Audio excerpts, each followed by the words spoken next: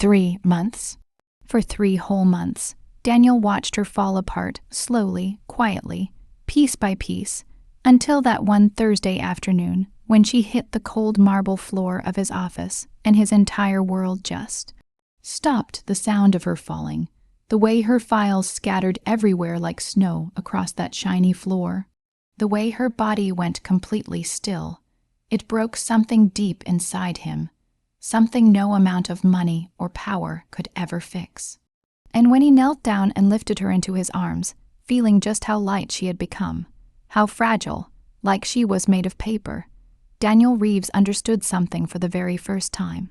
The iron wall he had kept around himself for 35 years had just completely shattered, because somewhere between her very first day at Reeves International and this terrifying moment right now, his secretary, this quiet, determined, struggling young woman, had become the only thing in his whole empire that actually mattered.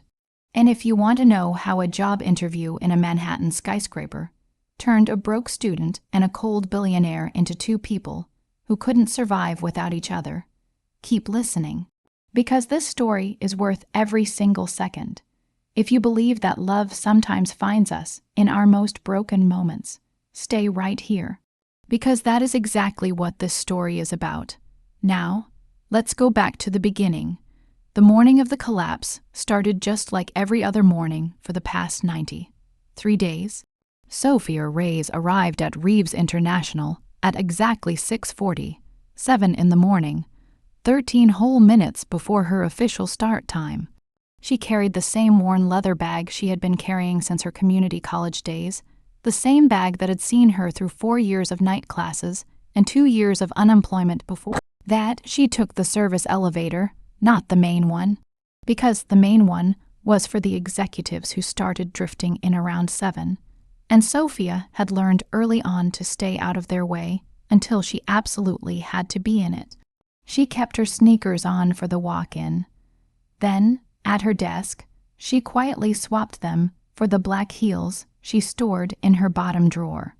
And by 7 o'clock on the dot, Daniel's first espresso was ready and waiting on his desk, hot, perfect, exactly how he liked it, right as he pushed through those frosted glass doors. Now Daniel Reeves, this was a man who could make seasoned investors cry with a single phone call. A man who had made entire competitor companies pack up and leave the market simply because he walked into the room. At just 35 years old, he had built a commercial real estate empire that owned half of Manhattan's skyline. He had expansion projects running in 15 different countries.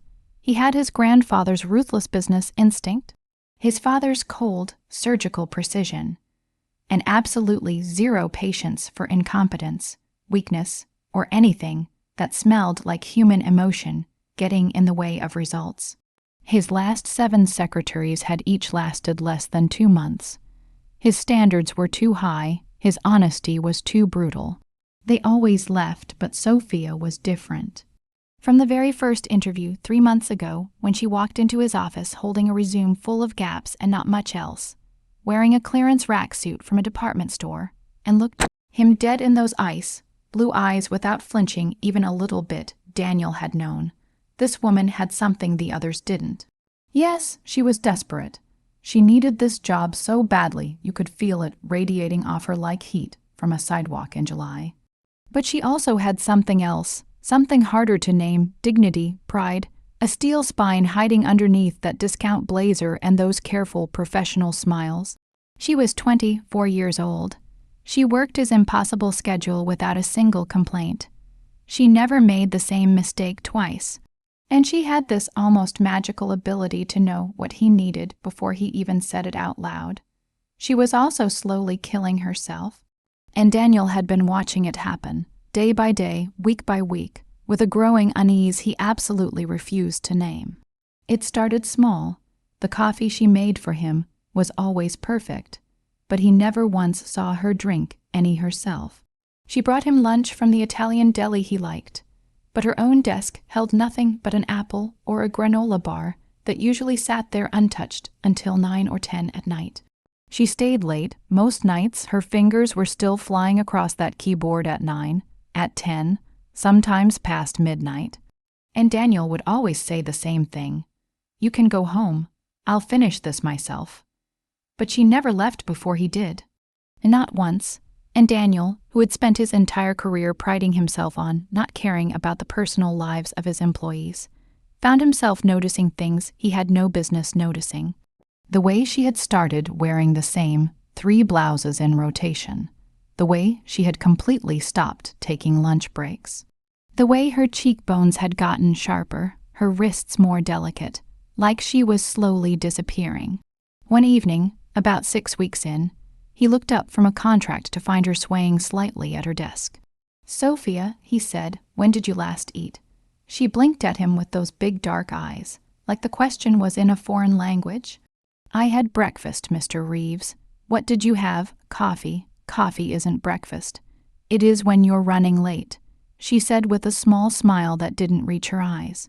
Then she went right back to typing. He should have pushed harder right then. He should have demanded answers. He should have done something, anything, other than go back to his contract with that strange tightness in his chest that he told himself was just the espresso. But Daniel Reeves did not involve himself in employee problems. He paid excellent salaries, he offered full benefits. He expected people to handle their own lives. If Sophia was struggling, that was her business, not his. Except he couldn't stop noticing the earlier arrivals, the later departures, the way her hands trembled slightly when she poured his afternoon coffee, the way she would sometimes go completely still at her desk in the quiet moments, like movement cost too much energy to waste. "You're working her too hard," his younger brother Marcus said during a rare visit to the office. "Your secretary looks like she hasn't slept in a week. She manages her own schedule." Daniel replied, his voice flat, "She's never complained. That's because she's terrified of losing this job." Marcus studied Sophia through the glass partition with that sharp negotiator's eye. "Look at her, really look. That woman is running on fumes." But Daniel didn't look, not really. Because looking would mean acknowledging the strange protective feeling that rose in his chest every time Sophia pushed herself too far. Looking would mean admitting that somewhere in the routine of meetings and contracts and empire building, his quiet, efficient, slowly vanishing secretary had become important to him in a way that had absolutely nothing to do with her professional skills, so he buried himself deeper in the work, demanded more, pushed harder, and Sophia met every impossible standard with that quiet dignity that both impressed him, and, somewhere underneath all that cold control, worried him deeply. 3 months, 90. 3 days of watching her sacrifice herself on the altar of this job, until the Thursday when pretending became something he could no longer afford. The morning of the collapse started with a crisis. Their biggest investor, a prince with controlling interest in 3 of their most profitable projects, had threatened to pull out. Rumors of financial instability were circulating. The rumors were completely false, but they were dangerous. Daniel spent from 7 in the morning until noon in back-to-back calls, his temper getting shorter by the minute, his demands on Sophia increasing with every passing hour. She arranged emergency conference calls with teams in Tokyo, London, and Dubai. She pulled 5 years of financial records in under an hour. She coordinated with their PR team, the legal department, and the CFO office, all at the same time, while still managing Daniel's regular, impossible schedule without missing a beat. He watched her take exactly 1 break during those 5 hours, a 3-minute trip to the restroom at 10 in the morning. And he knew it was only 3 minutes because she actually ran both ways. "Mr. Reeves," she said at 11:47, her voice perfectly steady despite how pale she looked. "The prince is on line 3. The Nakamura contracts are ready for your 1 o'clock. The revised Patterson proposal is on your desk, and I've moved your 2:30 with Senator Williams to tomorrow morning at 8. "Good," he said, already reaching for line 3. "Hold everything else." She nodded and went back to her desk, where through the glass he could see her immediately pick up her headset to manage the 17 other fires burning across his empire. The call with the prince lasted 90 minutes. By the time Daniel had smoothed everything over and locked down the investor's continued commitment, it was past 1 in the afternoon, and his next meeting was already waiting. "Sophia, get me," he started, stepping out of his office, and then he actually looked at her. She was standing at her desk, one hand gripping the edge for support, her face the color of chalk. And even as he watched, she swayed, caught herself, and took this long, deliberate breath. The kind of breath someone takes when they're fighting off dizziness and don't want anyone to notice. "Sophia," his voice came out sharper than he meant it to. "Sit down." "I'm fine, Mr. Reeves," she said, straightening with visible effort. "The Nakamura team is in conference room A. I have your notes ready, and I'll bring fresh coffee right away. Sit down." This time it was an order. The tone he used in board meetings that made grown men scramble. Sophia sat, but even sitting down looked like it cost her something.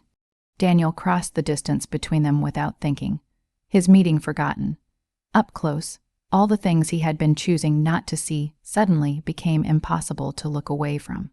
The sharpness of her collarbones above her neckline, the way her skirt hung loose at her waist now, the fine tremor in her hands that she tried to hide by clasping them together in her lap, and most of all, the complete and total exhaustion in her eyes. Exhaustion she was still trying to cover up with a professional smile. "When did you last eat?" he asked. The same question from 6 weeks ago, the one he should have followed up on then. "I had breakfast," she said automatically. "What did you have?" "Coffee, Sophia." He crouched down so they were eye level. "You can't survive on coffee." "I also had half a granola bar around 9, she offered. Like that was a perfectly reasonable thing to say. "I'm fine, really." The meeting. He pulled out his phone and texted his VP to start the meeting without him. Then he looked back at her. "What's going on?" he asked, quietly this time. "I have this under control, Mr. Reeves." "You're shaking." "I just need a moment. Stop saying you're fine," he said, and there was an edge to his voice now. "You're not fine. You haven't been fine for weeks. Talk to me." For a long moment, she just stared at him. He could see her calculating, weighing how much to say, how much to risk. When she finally spoke, her voice was barely above a whisper. "I can't afford to not be fine." Something about those words hit him like a punch to the chest. "What does that mean?" "It means I need this job, Mr. Reeves. I need it more than I need sleep, or food, or—" She stopped, pressed her lips together. Like she had already said too much. But Daniel was already putting the pieces together, the worn clothes, the skipped lunches, the desperate dedication that went way beyond any normal work ethic. "You're working another job," he said. It wasn't a question. She closed her eyes just for a second. That was all the answer he needed. Where? "Night shift at Mercy General Hospital. Medical records, 11 to 7, 5 nights a week." The words landed like stones dropped into still water. Daniel did the math automatically. If she was here from 7 in the morning until 8 or 9 at night, most days, sometimes midnight, and then working 11 to 7, 5 nights a week, she was getting maybe 2 hours of sleep on those days, maybe 4 on her nights off. No wonder she looked half dead. She was literally working herself into the ground. "You're going to kill yourself," he said flatly. "I'm managing. You just almost fainted at your desk." "I got a little dizzy. I didn't faint, Sophia. I have student loans, Mr. Reeves," she interrupted. And now there was fire in her voice, that fierce, defensive pride rising up through the exhaustion. $3,000 from a degree I couldn't finish because my mother got sick and I had to drop out to take care of her. I have rent in a building in the Bronx that's barely legal. I have medical bills from last year when I didn't have insurance and got bronchitis so bad I couldn't breathe. I cannot afford to work one job. I cannot afford to eat lunch out. I cannot afford to be weak. The raw honesty of it sat in the air between them. Here was a woman working 2 full-time jobs, running on empty, sacrificing her health, her sleep, her entire body, and still showing up every single day with that quiet dignity, completely intact, still performing at a level that made her the best assistant he had ever had, still never complaining, never making excuses, never asking for anything. "Why didn't you tell me?" he asked. "Because it's not your problem," she said simply. "You pay me well for the hours I work here. What I do with the rest of my time is my business. It becomes my business when you're collapsing from exhaustion in my office. I'm not, she started. She tried to stand up, to prove she was fine, to prove she could handle it, and that was when it happened. 1 second, she was pushing herself upright. The next, her eyes rolled back. Her knees buckled, and she was falling. Daniel caught her before she hit the floor, but barely. The momentum took them both down, him on his knees on the marble with her unconscious in his arms.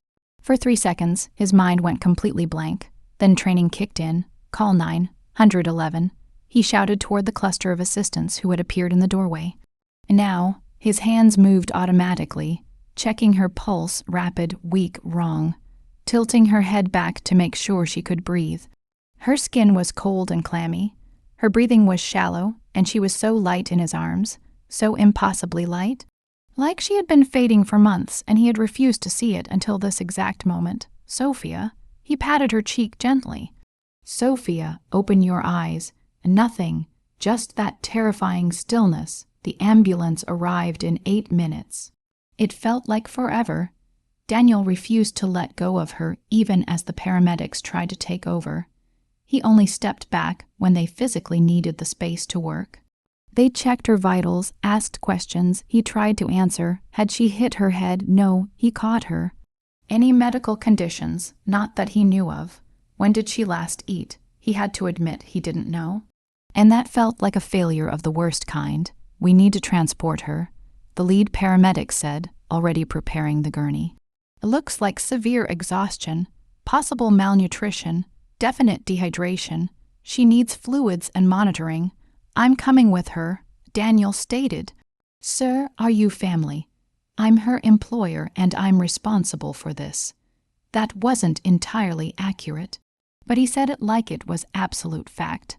I'm coming.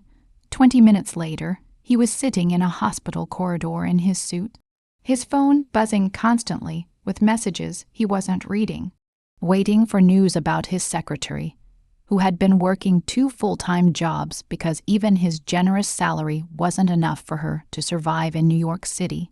The guilt was corrosive. He had noticed, he had seen the signs, he had watched her deteriorate week by week and done nothing. Because maintaining professional distance was easier, because pretending employee problems weren't, his concern was simpler, because it was less complicated to focus on building towers than to actually look at the woman keeping those towers running. A doctor came out after 45 minutes, middle-aged, kind eyes, no-nonsense manner. Mr. Reeves, I'm Dr. Patterson. You brought in Sophia Reyes. He was on his feet before she finished his name. How is she? Stable now. We have her on Roman 4 fluids, and she's regained consciousness. She came in with severe dehydration, combined with exhaustion and malnutrition. Her potassium and sodium levels are dangerously low. Her blood sugar crashed. Frankly, I'm amazed she stayed on her feet as long as she did. Can I see her? In a moment. First, I need to ask you some questions. Miss Reyes was reluctant to give us much information. Of course she was, Daniel thought grimly, because even unconscious and hospitalized, Sophia was still trying to not be a burden. What do you need to know? She mentioned working 2 jobs. Can you confirm that? Yes, she works as my executive assistant, approximately 60 to 70 hours a week. And she's also been working night shifts at Mercy General. Doctor. Patterson's expression tightened. That's roughly 110 hours a week between both jobs. That leaves approximately 8 hours a day for commuting, eating, and sleeping. Probably less with New York traffic. I wasn't aware of the second job until today, Daniel said. He hated how defensive that sounded. She never mentioned it. No, I imagine she wouldn't. The doctor's voice was even. People in survival mode rarely ask for help. The words felt like an accusation. Miss Reyes is severely malnourished. I'd estimate she's been consuming less than 800 calories a day for at least 6 weeks, possibly longer. Her body has been breaking down muscle mass just to keep functioning. If she had continued at this pace, we'd be looking at organ failure within a few months. Organ failure. Daniel stood very still, absorbing that. His efficient, dignified, quietly desperate secretary had been months away from dying, and he had been too wrapped up in meetings and mergers to do a single thing about it. What does she need? Rest primarily, proper nutrition, time to recover. I'm keeping her overnight for observation and stabilization, but she'll need follow-up care. Does she have health insurance? Yes, full coverage through my company. Good, because she'll need it. I'm also mandating at least 2 weeks off work, possibly longer depending on how she recovers. Sophia was going to hate that. Daniel knew it instantly. Time off meant losing her night job income. It meant falling further behind on all those bills. Which meant she would try to come back early, push herself again, end up right back here or somewhere worse. Unless someone changed the reason she had to destroy herself in the first place. Can I see her now, doctor? Patterson studied him for a moment. Room 347. She's awake but weak. Try not to upset her. He found Sophia propped up slightly against the pillows, and Roman 4 in her arm, monitors beeping softly beside her. She looked impossibly young in the hospital gown. Her hair was loose from its usual neat bun, falling around her shoulders in soft waves he had never seen before. When she spotted him in the doorway, her eyes went wide and color rushed into her pale face. Mr. Reeves, she started, already trying to sit up straighter.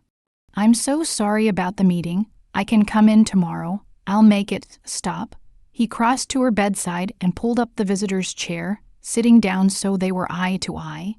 Just stop, Sophia. The meeting is being handled. The world didn't end. Everything will be there when you're recovered. None of it is worth what just happened in my office. I shouldn't have. You shouldn't have been working yourself to death, he said, and the edge in his voice made her go still. You shouldn't have been surviving on coffee and half a granola bar. You shouldn't have been hiding a second full-time job that was literally killing you. Tears filled her eyes. She blinked them back hard. I didn't have a choice. There are always, there aren't, she said, and there was fire in her voice again even through the exhaustion. Not when you're 1 paycheck away from losing your home. Not when you have debt collectors calling 3 times a day. Not when, she stopped herself. Took a breath. I apologize, Mr. Reeves. That was inappropriate. It was honest, he said quietly. And you're right, I don't understand what that's like. I've never had to choose between eating and paying rent. I've never had to work 2 jobs just to survive. I've never lived with that kind of constant fear. He leaned forward, holding her gaze. But I understand something else. I understand that the woman who has been keeping my entire operation running for 3 months, who has never missed a deadline, never made a major error, who had maintained grace and dignity under conditions that would break most people, is worth more than I'm currently paying her. Sophia stared at him, confusion flickering across her face. Your salary is being doubled, effective immediately. He said it the way he would announce a business merger. Simple, final, decided, and you are quitting your night job today. I can't. You can and you will. The doctor is ordering at least 2 weeks off. You're taking a full month, fully paid.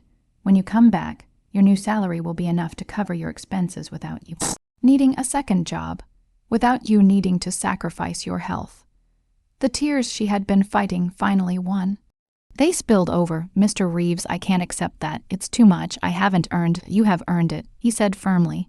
By being the best assistant I have ever had, by your skill, your dedication, your discretion, by nearly destroying yourself rather than letting my operations slip for a single day.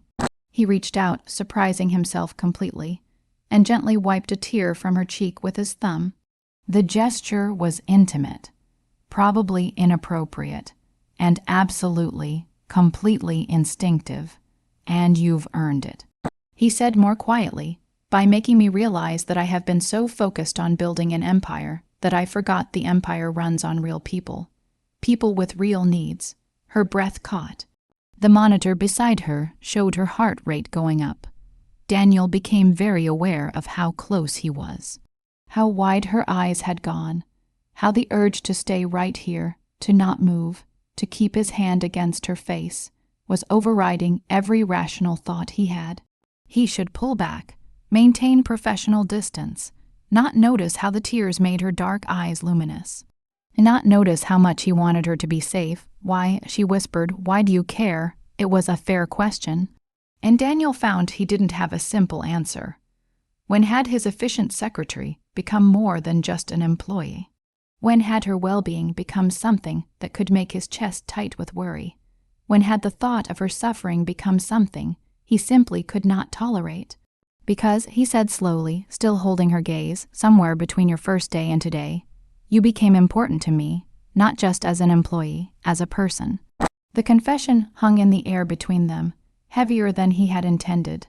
Sophia searched his face like she was looking for something, a trick, a catch, a reason not to believe him. Whatever she found there made her expression soften. I've been trying so hard not to let you see me as a person, she admitted quietly. Because being professional, being perfect, keeping that wall up, it was the only way I knew how to survive working for you. What do you mean? You don't know what you do to people, Mr. Reeves? Her voice dropped lower. The way you walk into a room and everything just stops. The way your attention feels like standing in a spotlight.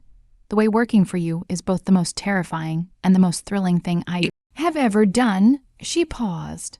I couldn't let you see that I was struggling, because I thought the moment you saw any weakness in me, I'd lose this job. And I couldn't lose this job because it was the only good thing in my life. The words hit him harder than any business failure ever had. She had been terrified of him, or at least terrified of disappointing him. Terrified enough to nearly kill herself, rather than show a crack in that professional armor. And he had been so wrapped up in maintaining his reputation as a demanding, exacting boss, that he had never once stopped to think about what that cost the people around him. You're not going to lose this job, he said firmly, not because of this, not ever, unless you choose to leave. You say that now. I mean it, Sophia. You're the best assistant I've ever had, and I have no intention of letting you go. He paused. But more than that, I'm not going to let you destroy yourself. Not for this job, not for any job. Whatever you need, better pay, reasonable hours.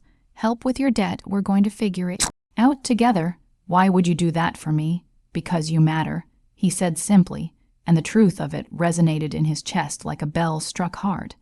She mattered. Somehow this woman, with her quiet dignity and hidden desperation and borrowed heels kept in a desk drawer, had become important to him in a way that went so far beyond professional respect. It wasn't even funny. They sat in silence for a moment, just looking at each other. And Daniel felt something shift between them, the wall of employer and employee. The carefully maintained professional distance quietly cracking open, revealing something underneath that was both terrifying and completely inevitable. I should let you rest, he finally said. He didn't move. The Nakamura deal will be there when you're recovered. Everything will be there. The world doesn't stop turning, but it also doesn't require you to sacrifice yourself. He stood reluctantly. I'll have my driver pick up your things from your apartment. You're staying the night for observation. Tomorrow I need to go home. Sophia interrupted. I have my cat. My neighbor has been feeding her as a favor, and I need to cancel my shift at the hospital, and I'll handle all of it. Just tell me what you need. For a long moment she looked like she was going to argue, that stubborn pride rising up, ready to fight. Then exhaustion seemed to outweigh everything else, and she sank back against the pillows. My neighbor is Mrs. Chen in 4B. She has the spare key. My cat's name is Biscuit, and she needs to be fed twice a day. The food is in the cabinet above the sink. Biscuit, Daniel repeated, filing away this small detail about his secretary's life outside the office. Anything else? My supervisor at the hospital is Mark Rodriguez.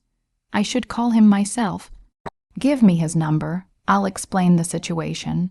Mr. Reeves, you can't just, Sophia, he interrupted gently.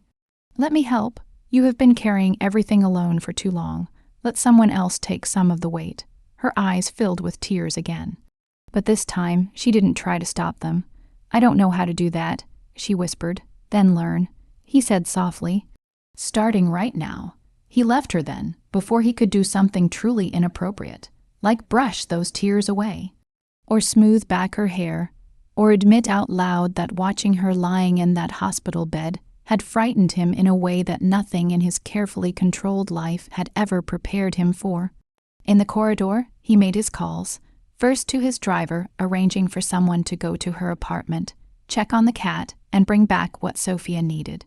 Then to her supervisor at Mercy General, explaining in terms that left no room for argument that Miss Reyes would not be returning to her position there due to serious health concerns. Then to his own office, telling his VP to clear his schedule for the rest of the day. And then Daniel Reeves, the man who never took unscheduled time off, who ran his empire with ruthless efficiency and airtight emotional distance, sat down in a hospital waiting room and stared at the wall because the uncomfortable truth had finally caught up with him. Somewhere in the past 3 months, his perfect secretary had become something much more dangerous. She had become someone he could not bear to lose, someone whose pain had the power to affect him personally, someone who made him want to be more than just a man who built skyscrapers. The next morning, Daniel arrived at the hospital at 7 o'clock with a bag packed from Sophia's apartment. Though calling it an apartment was generous, when his driver had sent photos from the address in the Bronx, Daniel had felt something cold settle in his stomach. The building looked one strong wind away from falling over. Peeling paint, a broken security door, stairs that looked structurally questionable at best. Sophia's studio was barely 300 square feet. Most of that was taken up by a futon that doubled as both her bed and her couch, a tiny kitchenette with a hot plate, and stacks of textbooks from the nursing degree she never got to finish. The only personal touches were photos of a woman who must have been her mother, and a small orange cat who had immediately regarded the intruder with deeply suspicious green eyes. His driver had packed clothes as requested, but Daniel had already made additional arrangements. By the time Sophia was discharged that afternoon, there would be movers clearing out that apartment and relocating her belongings to a safe, clean studio in a building he owned in Murray Hill. Better neighborhood, doorman, security, close to the office. She was going to protest. He knew it. That stubborn pride was going to flare up the moment he told her. But he was Daniel Reeves, and when he decided something was going to happen, it happened. Sophia was awake when he arrived, sitting up in bed, picking at a hospital breakfast tray. She looked better than yesterday, some color back in her face, but still too thin, still too fragile. "Mr. Reeves," she said, surprise flickering across her face, "you didn't have to come back. I brought your things." He set the bag on the visitor's chair. "And I need to discuss some arrangements with you." Wariness crept into her eyes immediately. "What kind of arrangements? You can't go back to that apartment. Excuse me." "It's not safe, Sophia. The building has code violations. The neighborhood is dangerous, and you're recovering from a medical crisis. I've arranged for you to stay in one of my properties in Murray Hill. It has a doorman and security. It's close to the office for when you're ready to return." "No." The word was flat. "Final. I appreciate the concern, Mr. Reeves, but I am not accepting charity. It's not charity. It's a benefit of employment. You don't provide housing to your other employees." "I don't have other employees who collapsed from malnutrition in my office," Daniel countered, "and I don't have other employees whose living conditions are actively making their health worse." Sophia's jaw tightened. "That apartment is what I can afford. I don't need you to rescue me." "This isn't about rescue. It's about—" He stopped, searched for the right words. "It's about me not being able to function, knowing you're recovering in a building that should be condemned. Why do you care where I live? Because I care about you." He said. The words came out before he could stop them.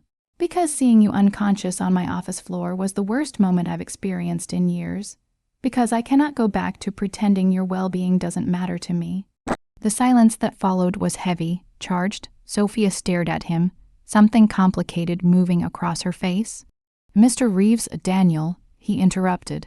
"When we're not in the office, call me Daniel." "I can't do that." "Why not?" "Because there are lines, professional lines, and we're already blurring them just by having this conversation. If I start calling you Daniel, if I accept an apartment from you, if I let this become something other than employer and employee." She shook her head. "It's dangerous." "What's dangerous about it?" "You," she said quietly. "You're dangerous to me." The admission sat in the air between them. Daniel felt his heart accelerate, felt something shift in his chest. Explain. Sophia took a breath, gathering courage. From the first day I walked into your office, I knew you were going to be a problem. Not because you're demanding or difficult, but because of how you made me feel. Like every other thought in my head just evaporated when you looked at me. Like I wanted to be perfect for you in a way that had absolutely nothing to do with keeping my job. Her voice dropped. I've been fighting so hard to keep everything professional, to maintain the distance, because the alternative was admitting that somewhere between filing your contracts and managing your schedule, I started feeling things I had absolutely no business feeling for my boss. What kind of things? The kind that make me notice when you loosen your tie at the end of a long day. The kind that make my heart jump when you say my name. The kind that make me want to smooth the stress from your forehead when you're frustrated. She laughed, but there was no humor in it. The kind that made me push myself too hard because the only time I felt truly alive was during those hours in your office, being near you. The confession should have alarmed him, should have triggered every self-preservation instinct he had, should have made him pull back, maintain the wall, protect both of them from the complicated mess this was becoming. Instead, Daniel found himself gripping the bed railing, leaning closer.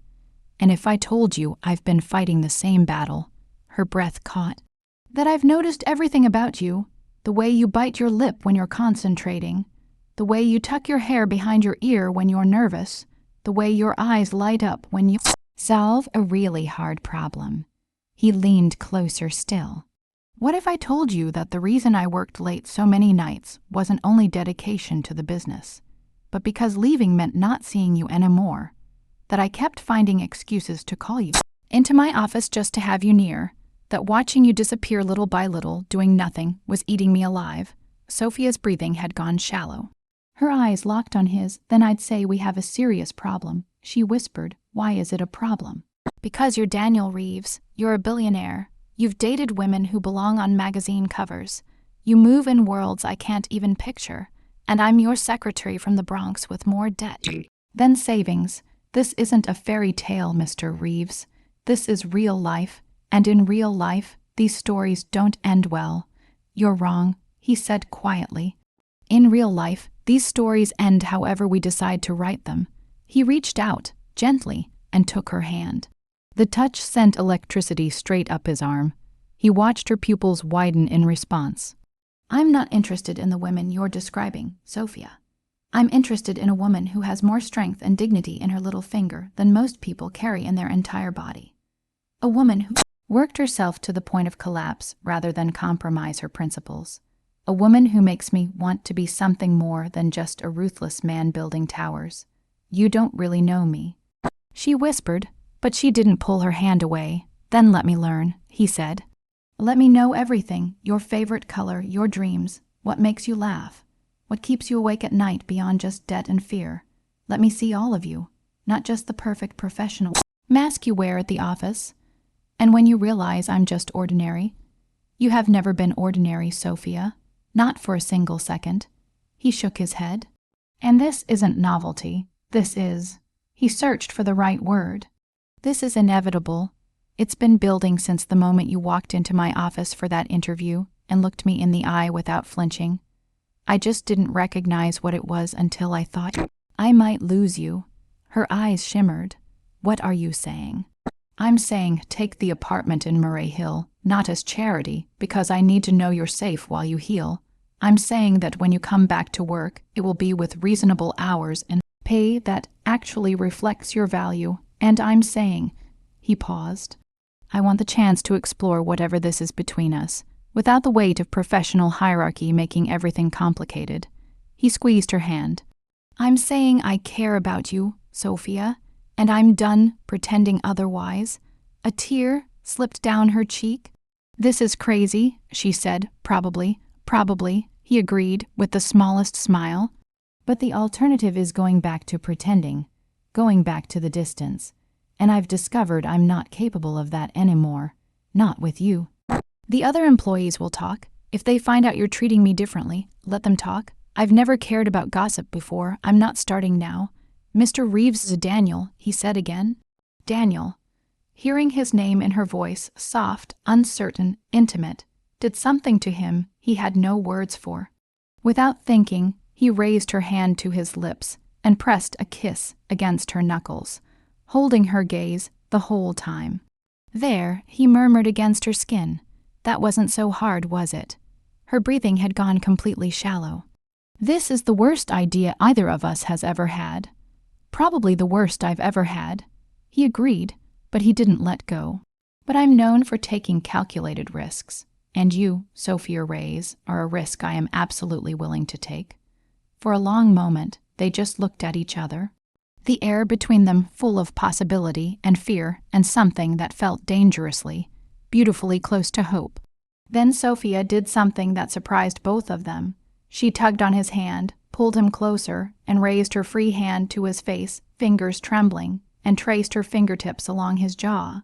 "If we do this," she said quietly, "if we cross this line, there's no going back to the way things were. I don't want to go back," Daniel said, his voice rough. "I want to move forward with you. I'm terrified, so am I," he admitted. "I have built my whole life around control, around keeping emotion completely separate from business, around never letting anyone close enough to actually affect me, and then you came along and knocked down every wall I built without even trying." He turned his head slightly, pressed a kiss to her palm. "You terrify me, Sophia. The intensity of what I feel terrifies me, but the thought of never exploring this, of always wondering what we could have been, that terrifies me more. What do we do?" She whispered, "First you accept the apartment and you focus on getting better. Doctor's orders are a month off work. You're taking it. No arguments, no arguments," she repeated quietly. "Your health is non-negotiable. While you're recovering, I'll handle transitioning you away from your night job for good. And we'll set up a payment plan for your student loans at a rate that actually lets you live like a human being. It'll take longer to pay them off, but you'll survive the process. I can't let you pay my debts." "I'm not paying them. You are, from your new salary, at a pace that doesn't require destroying yourself." He stroked his thumb across her knuckles. "And while you're recovering, we spend real time together, outside the office without the pressure of work. I'll take you to dinner, we'll talk, I'll learn what makes you smile. We'll figure out if what's between us is real or just intensity and proximity. And if it's real, then we figure that out together," he said simply. Sophia searched his face. Whatever she found there made her decision for her. "Okay," she said, "okay. To the apartment, to the time off, to the..." She paused, gathered herself to the chance to see what this could be. She looked up at him. "But Daniel, I need you to promise me something. Anything. Promise me that if this doesn't work, if we try, and it turns out to be a mistake, I won't lose my job. That we can still work together professionally, even if the personal part doesn't work out." It was a fair thing to ask, a smart thing. Sophia was still protecting herself, still planning for the worst case. It was part of what made her so exceptional at her job. But it also told him something else. How little she believed that someone would choose her when things got complicated. "I promise," Daniel said quietly.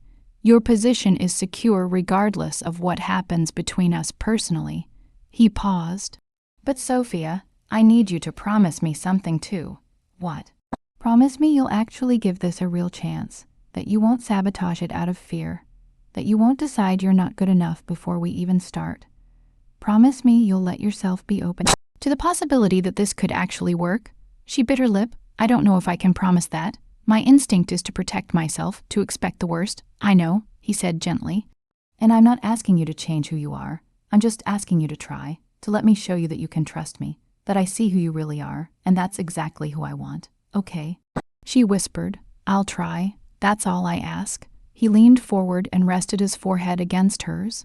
Their hands still intertwined. This close, he could smell the faint scent of her shampoo, could see the tiny gold flecks in her dark brown eyes, could feel the warmth of her breath against his face. "We're really doing this," she murmured. "We're really doing this," he confirmed. And then, because he had been wanting to since the moment he saw her in that hospital bed, because the pull between them had become too strong to resist, Daniel closed the small distance between them and kissed her. It was gentle, careful, a question more than a declaration. Her lips were soft and trembling slightly against his. For a moment, she went completely still. Then she kissed him back, with a sweetness that made his chest ache in a way he had no name for. When they finally pulled apart, both breathing a little harder, Sophia's eyes were wide and slightly dazed. "Oh," she said softly. "Oh, indeed," Daniel agreed, his thumb brushing her cheekbone. "Still think this is a terrible idea." "The worst," she confirmed. But she was smiling now. "I'm starting to think maybe terrible ideas are worth pursuing." He laughed, the sound rusty from not enough use. He kissed her forehead. "Rest. I have arrangements to make. You're really serious about all of this. The apartment, all of it. Deadly serious," he confirmed. "You're going to learn, Sophia, that when I decide I want something, I am extraordinarily persistent. And I have decided I want you in my life. Healthy, safe, happy. Everything else is just logistics." 3 weeks later, Sophia stood in the kitchen of her new Murray Hill apartment, still kind of marveling at the space. It was easily 3 times the size of her old place. Actual separate rooms, modern appliances, and windows that looked out over the city instead of a brick wall. Biscuit had adapted immediately, claiming the sunniest window sill as her personal throne and treating the upgrade as her absolute rightful due. Sophia herself was still adjusting. The building had a doorman who greeted her by name. A gym she had not yet used. Neighbors who worked in finance and law rather than struggling to cover rent. It felt surreal, like she was playing dress-up in someone else's life. But the most surreal part was Daniel. True to his word, he had spent the past 3 weeks showing up. Consistently, with a focus and intensity that left her breathless. Dinners at restaurants she had only ever read about. Long walks through Central Park, where they talked for hours about everything and nothing. Quiet evenings in her new apartment where he brought takeout, and they watched movies on her couch with Biscuit wedged between them, judging them both with magnificent feline superiority. He had learned her favorite color was deep purple, that she had originally wanted to be a nurse before financial reality forced her to drop out, that she loved old black, and white movies and terrible romantic comedies in equal and completely unashamed measure.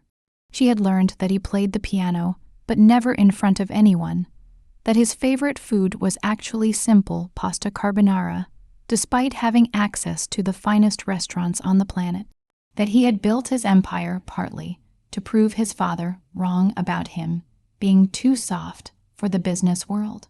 They had talked about everything, building something neither of them had quite found the words for yet. They had been careful, too. Despite the pull between them, Daniel hadn't pushed for more than soft kisses and held hands, respecting both her recovery and the fragile newness of what they were building together. But tonight was different. Tonight was the first time she was cooking for him, a simple dinner, pasta and salad, nothing fancy. And tonight was the first time since that kiss in the hospital that they would be genuinely alone together, without the comfortable safety net of public spaces and planned activities around them. Sophia was nervous, in a way that had absolutely nothing to do with her cooking. The knock at her door came at exactly 7 o'clock. Because Daniel was nothing if not punctual, she opened the door to find him standing there in dark jeans and a cashmere sweater, the most casual she had ever seen him outside a board meeting. He was holding a bottle of wine and looking almost as nervous as she felt. "Hi," she said. "Hi," he replied, his eyes doing that thing where they seemed to see right through her. "You look beautiful." She glanced down at her simple dress, nothing special, but the way he looked at her made her feel like she was wearing something precious. "Come in, dinner's almost ready." He followed her to the kitchen, setting the wine on the counter and moving with the ease of someone who had been here before, which he had, several times now. But tonight felt different. The air between them was charged in a new way, heavy with unspoken possibilities. "Can I help?" he asked. "You can open the wine," she said, stirring the sauce. "Everything else is handled." They moved around each other in the small kitchen with surprising ease. Like a dance they had somehow already practiced. Daniel opened the wine, poured 2 glasses, handed one to her, their fingers brushing in the exchange, and Sophia felt that familiar jolt go straight through her. To new beginnings, Daniel said, raising his glass. To taking terrible risks, Sophia countered with a small smile. They clinked glasses, eyes locked, and drank. The wine was excellent, of course. Everything Daniel touched seemed to be excellent. Dinner was simple but good. They sat at her small table, knees occasionally bumping underneath, talking the way they always talked now, about everything. Daniel told her about a deal that had gone sideways that day, actually showing her his frustration instead of the perfect control he maintained in the office.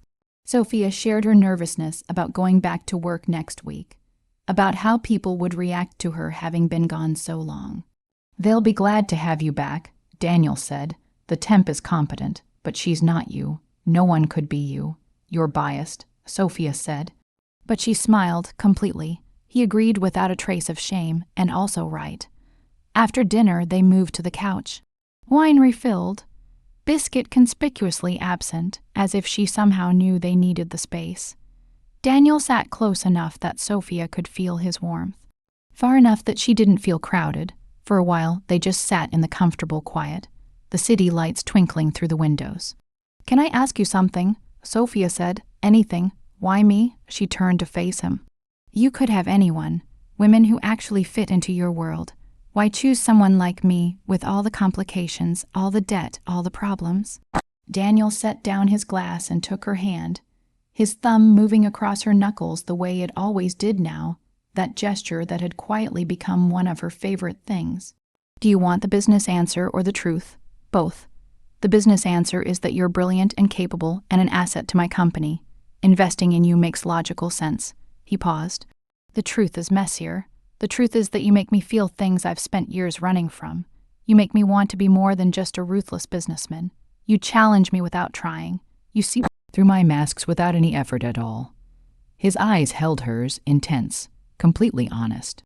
"When you collapsed in my office, I realized you had become essential to me, not just professionally, personally, fundamentally. The thought of losing you was unbearable." He squeezed her hand. "You asked why you. My question is why anyone else when you exist?" Sophia felt tears prick her eyes. "I'm still half convinced this is a dream," she said. "That I'll wake up back in that Bronx apartment, back to 2 jobs and nothing good, and all of this will just have been some exhaustion.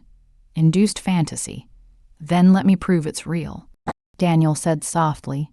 He shifted closer, his free hand coming up to cup her face. "Let me show you that this isn't a dream, that I'm real, that what I feel is real, that you deserve every good thing that's happening to you right now."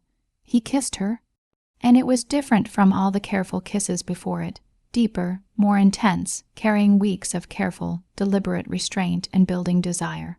Sophia stopped thinking and just responded, her hands sliding up to his shoulders, then into his hair, pulling him closer.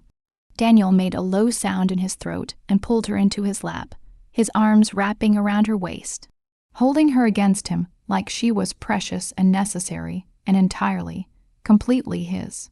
When they finally pulled apart, both breathing hard, Sophia's carefully maintained control had completely shattered. "Daniel," she whispered against his lips, "tell me what you need," he said, his hands moving across her back. "You," she said simply. "I want you, all of you. I am so tired of being careful and afraid and holding back. Sophia, I'm recovered," she interrupted, looking directly into his eyes. "I'm healthy, I'm sure. This is my choice. You've given me everything else, space, time, safety, the chance to heal. Let me choose this too. Let me choose you." Something in Daniel's expression shifted completely. The careful control he had been maintaining cracked wide open. "You're sure? I have never been more sure of anything in my life," Sophia said, and meant every single word. What followed was tender and overwhelming. Daniel carried her to the bedroom like she weighed nothing, laid her down with a gentleness that made her throat go tight.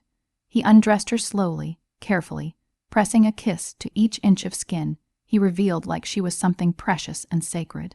"You're beautiful," he whispered against her collarbone, the curve of her ribs, the dip of her hip. "Perfect, I'm not. You are to me," he said, rising to shrug off his own shirt. And Sophia's breath caught completely, because Daniel Reeves fully revealed was absolutely something else. Lean muscle, powerful shoulders, the kind of body that came from discipline rather than vanity. But it was his eyes that held her. The way he looked at her, like she was the only thing in the entire world. "Tell me if anything is too much," he said against her neck. "Tell me if you need me to stop." "Don't stop," she breathed. "Please don't stop." What followed was everything Sophia had ever let herself privately dream. He was tender and passionate, careful and intense, making sure she felt everything, that her comfort and her joy mattered more to him than his own. When she finally came apart in his arms, crying out his name, Daniel followed just moments after, her name on his lips like a prayer. Afterward, they lay tangled together in the quiet dark, hearts still racing, breathing slowly coming back to normal. Daniel held her close, his hand moving through her hair, and Sophia felt something settle deep inside her chest. Something that felt terrifyingly and wonderfully like belonging. "Stay," she whispered into the darkness. "I'm not going anywhere," he promised, pressing a kiss to her forehead. "Not tonight, not ever if you'll have me." They fell asleep that way, wrapped around each other, and for the first time in years, Sophia felt completely, entirely safe. The next morning, Daniel woke first. He carefully untangled himself from Sophia's arms and went to start coffee in her kitchen. He was standing at the counter waiting when Biscuit appeared out of nowhere and immediately wound herself around his ankles, purring loud approval. "Your human is something special," he told the cat seriously. "I plan to keep her if she'll let me." Biscuit meowed. He chose to take that as full endorsement. When Sophia emerged 20 minutes later, sleepy and tousle-haired, wearing one of his shirts she had apparently claimed as her own, Daniel felt his heart do something complicated. This was what he wanted. Not just the passion of last night. This too, morning coffee and shared quiet and the simple extraordinary act of building a life alongside someone. "Morning," she said, accepting the coffee he handed her. "How do you feel?" "Like I just had the best night of my life," he said honestly. "Like I never want to leave this apartment." Sophia laughed, but there was something uncertain in her eyes.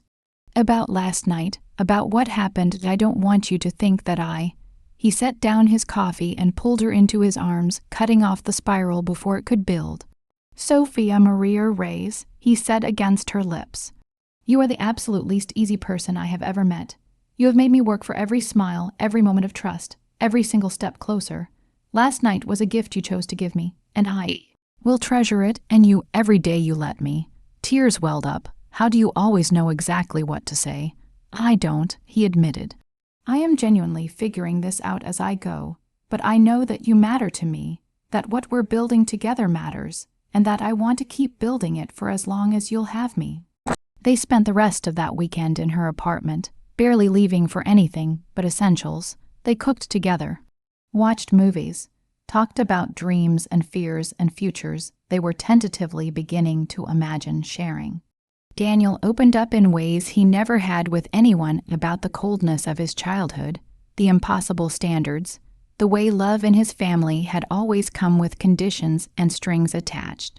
Sophia shared her own, the medical bills from her mother's illness that had wiped out everything they had, the guilt of not being able to save her, the years of grinding poverty that followed. And through all of it, they built something: trust, understanding, a foundation. When Daniel finally returned to his penthouse Sunday night, it was only because they both had work the next day and needed at least some pretense of normal life.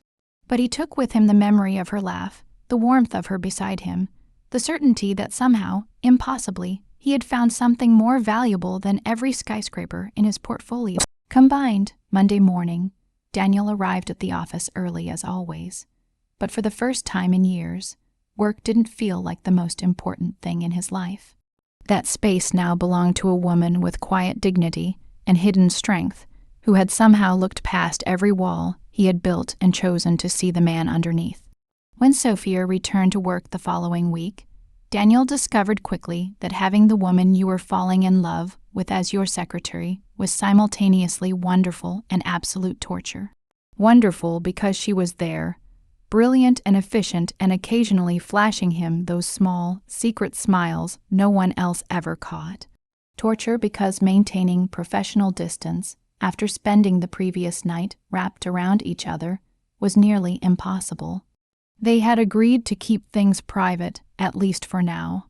Sophia had insisted. She was worried about office politics and accusations of favoritism. Daniel had reluctantly agreed, even though every instinct he had wanted to announce to the entire building that Sophia Reyes was his and everyone else could back off. The first real test came 2 weeks after her return. A colleague named Marcus Chen was visiting from the Hong Kong office. Smart guy, ambitious, and he had never made any secret of his interest in Sophia, despite Daniel's pointed discouragement. "Sophia," Marcus said warmly when he spotted her at her desk, "you look wonderful. I heard you were ill." "I'm fully recovered, thank you," she replied with professional courtesy. Though Daniel noticed the slight tension in her shoulders from across the room. "We should have dinner while I'm in town," Marcus suggested, leaning against her desk with relaxed confidence. "Catch up properly. That's kind, but I don't think she's busy," Daniel said, emerging from his office with an expression that made Marcus straighten immediately. "Miss Reyes' schedule is fully committed to the Nakamura expansion right now." It was a blatant lie. The Nakamura project wasn't even Sophia's responsibility. But Daniel had discovered in that exact moment that he was completely and utterly not equipped to watch another man try to charm his woman without intervening. Marcus raised an eyebrow, but had the good sense not to argue. When he had retreated, Sophia turned to Daniel with amused exasperation. "That was subtle. He was bothering you. He was being friendly. He wanted to take you out," Daniel said flatly. "I know exactly what that looks like. And so you decided to stake your claim." She kept her voice low, but there was a smile playing at her lips. "You know I'm yours, right? That weekend we spent together. Everything we've been building you don't have to worry about, I know," he interrupted. Quietly, logically, "I know. But watching another man look at you like that makes me want to do very unprofessional things." "Like what?" "Like kiss you right here in this office," he admitted. "Like tell everyone in this building that you are completely and entirely taken." Sophia glanced around, confirmed no one was watching, then quickly squeezed his hand. "Tonight," she said softly. "Come over tonight and you can be as possessive as you want." The promise in her voice made his temperature spike. "You are a serious danger to my productivity." "Good," she said, and smiled. "Now go back in, the board is waiting." He did. But he spent the entire meeting thinking about tonight, about her, about how utterly impossible it was to pretend otherwise. The real breaking point came a month later at the annual company gala. It was the biggest social event of the year, held at a grand hotel. Hundreds of employees and investors and business partners filling the ballroom in their finest. Daniel was expected to attend with a date. His PR team had floated suggestions, as they did every year. He had declined all of them. He arrived alone, unable to stomach the idea of walking in with anyone who wasn't Sophia. Sophia was there in her professional capacity, coordinating last-minute logistics, managing the small, endless crises that came with an event this size. She wore a simple black dress that somehow made her more beautiful than every other woman in the room. And Daniel found it physically painful to be unable to cross to her, to touch her, to let the world know what she was to him. He watched her work the room with quiet efficiency, watched other men notice her too. A colleague from the London office asked her to dance. She declined politely, citing work. Someone from the legal team brought her champagne. She accepted with professional warmth. And then Richard Manning, a major investor and a man well known for helping himself to whatever he wanted, cornered Sophia near the bar. "You must be Daniel's secret weapon," Richard said, his hand landing on the small of her back like it belonged there. "I've heard about the brilliant woman keeping his empire running. A woman like you is wasted in a secretary role. We should discuss career opportunities over dinner, perhaps." Daniel was across the ballroom in seconds. "Manning," he said, removing Richard's hand from Sophia's back and replacing it with his own in one smooth motion. Miss Reyes is not available for career discussions or dinner. Richard's eyebrows went up. Reeves, I know exactly what you were doing, Daniel said. Ice in every word. I suggest you redirect your attention to people who actually welcome it. He guided Sophia away firmly, his hand possessive, and making absolutely no effort to be subtle about it. He could feel eyes following them across the ballroom. He didn't care. People are staring, Sophia murmured. Let them. He led her out to the terrace, away from the noise and the lights and the crowd, into the cool night air. And only there did he release her, pacing once, twice, running a hand through his hair. I can't do this anymore, he said. Can't do what? Pretend you're just my secretary. Watch other men touch you. Act like you're available when you are absolutely, completely mine. He turned to face her. There was something raw in his expression. You are mine, Sophia. I know we agreed to keep this private, but I cannot watch that happen and stay silent. I cannot maintain this act when every part of me is screaming to claim you publicly. Sophia stared at him, something shifting in her face. You want to go public? Yes. People will say I slept my way into my position. I don't care what they say. His voice was certain. Absolute. I care about you, about us, about not having to hide the best thing that has ever happened to me. Sophia was quiet for a long moment, studying his face in the moonlight.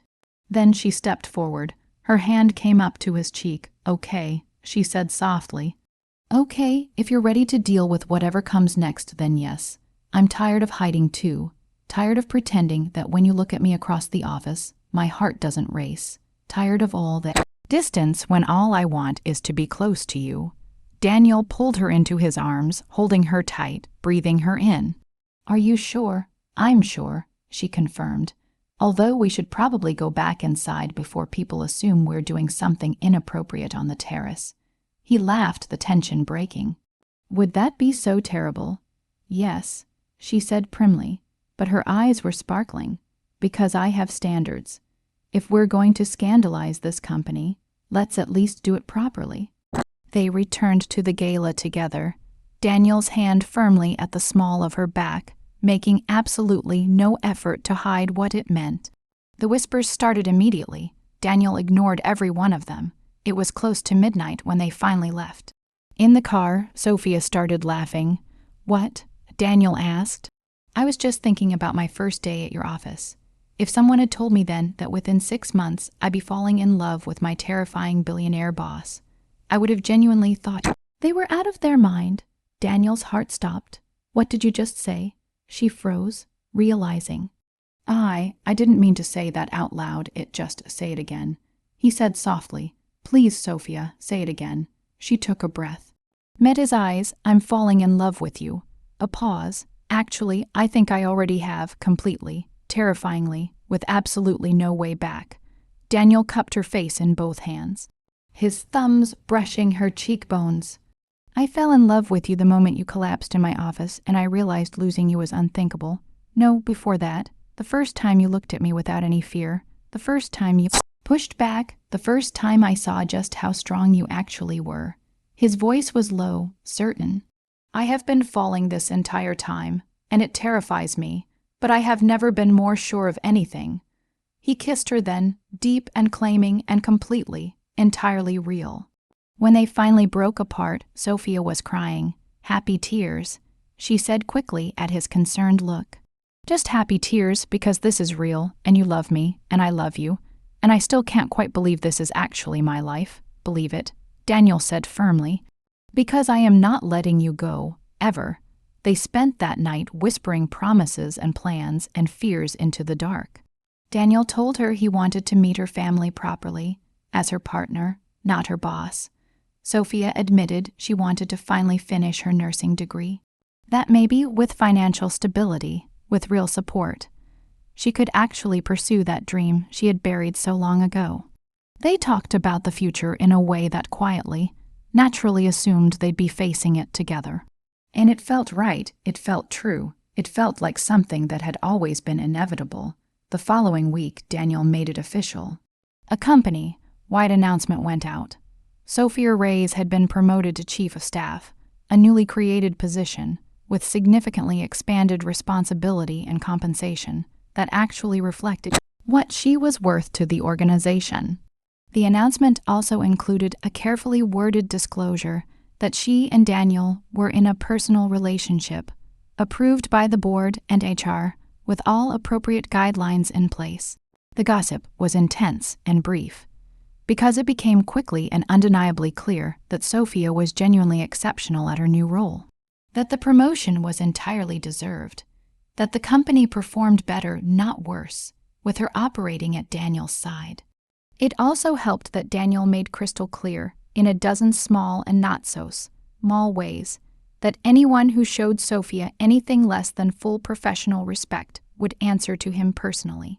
2 months later, Daniel took Sophia to meet his father, Antonio Reeves, the man who had raised him with impossible standards and love that was always, always conditional. "It did not go well, you're dating your secretary," Antonio said, the disdain in his voice completely undisguised. How extraordinarily cliché. "I'm in love with an extraordinary woman," Daniel corrected, his voice cold. "Her job title is irrelevant. She's after your money, obviously." Sophia, who had stayed quiet and composed through most of the disastrous dinner, finally spoke. "Mr. Reeves," she said, addressing the older man directly. "I had a job and an apartment and a life before I met your son. I don't need his money. I'm with him because he is brilliant and kind and genuinely capable of love, which appears to be something you never saw fit to teach him." Antonio's face darkened. "How dare you?" "No," Daniel interrupted, standing. How dare you assume the only reason anyone could love me is financial gain? How dare you try to poison this the way you've poisoned everything else?" He took Sophia's hand, drew her to her feet. "We're leaving. And Father, don't contact me again unless you're prepared to treat the woman I love with the basic respect she deserves." They left Antonio sputtering. In the car, Sophia looked at Daniel with wide eyes. That was intense. "He's always been toxic," Daniel said. "I should have walked away years ago. He's still your father. Biology doesn't make family," Daniel said quietly.